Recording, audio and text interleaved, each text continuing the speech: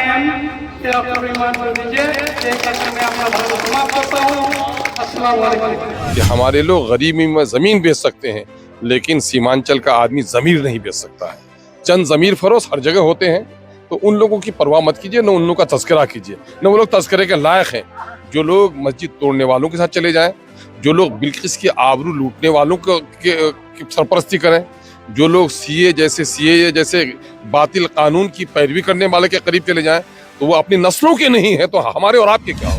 पोठिया प्रखंड अंतर्गत उदगरा पंचायत के पूर्व चेयरमैन एवं एमआईएम के वरिष्ठ नेता जनाब तसरुद्दीन साहब के घर में इफ्तार पार्टी का प्रोग्राम किया गया, जिसमें पोठिया से सभी एमआईएम के चाहने वाले तमाम कार्यकर्तागण मौजूद रहे, जिसमें चीफ गेस्ट के तौर पर हैदराबाद से आए एमएलए माजिद हुसैन साहब, एमआईएम के सदर अख्तरुल ईमान साहब, जनाब मुफ्ती अतर जावेद साहब, इसहाक साहब, एडवोकेट आदिल हसन साहब, इश्तियाक साहब, मुखिया तकी साहब, तमाम तर एमआईएम के कार्यकर्तागण इस प्रोग्राम में शामिल हुए।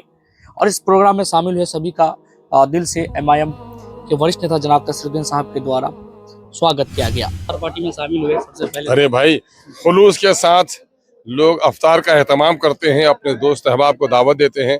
ये हमारी हसीन पाकीज़ा और मुक़द्दस रवायत रही है। इस रवायत का हम लोग एहतराम करते हैं। जिसने दावत अफ्तार दी है उसका शुक्रिया, आज जो लोग नहीं दिए हैं उनसे गुजारिश। और सर, हमारे बीच माजिद हुसैन साहब मौजूद है हैदराबाद से। वो क्या कैंपेनिंग के लिए आए हैं? नहीं आए थे, वो किशनगंज आए हैं। चूँकि मेरा कल नॉमिनेशन होना है, तो पार्टी की मरकजी क़यादत ने उनको यहाँ भेजा है। बिहार के प्रभारी भी हैं, और इसी मौके से आज दावत इफ्तार का एहतमाम किया जनाब भाई तसरुद्दीन साहब ने, तो मौका गनीमत जानकर ये काम भी हो गया।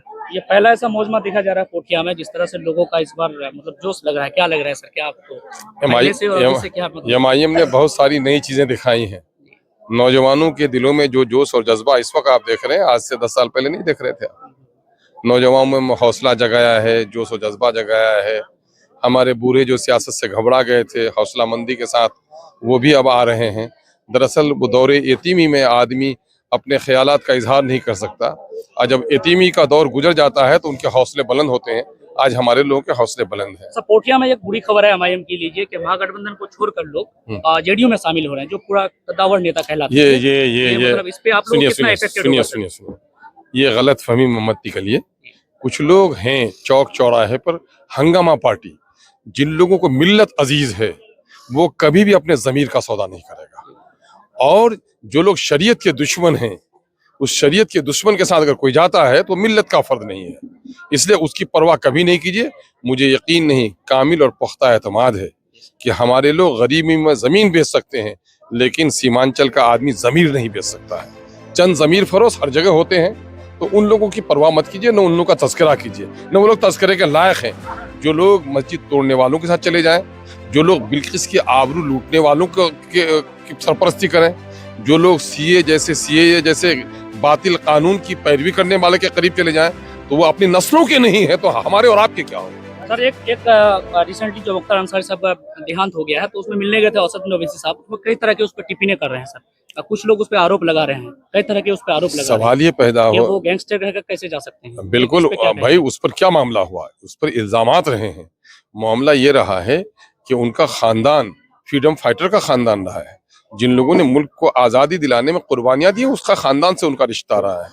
वो मेंबर रहे हैं ऐवानों के, और उस पर इस तरह की बात कहना, तो असल मामला ये है कि इस वक्त लोगों ने मुसलमानों को निशाने पर बना लिया है। सबसे बड़ा सवाल ये है कि आया उनकी फितरी मौत हुई या उनको जहर दिया गया, ये तहकीक का मसला है।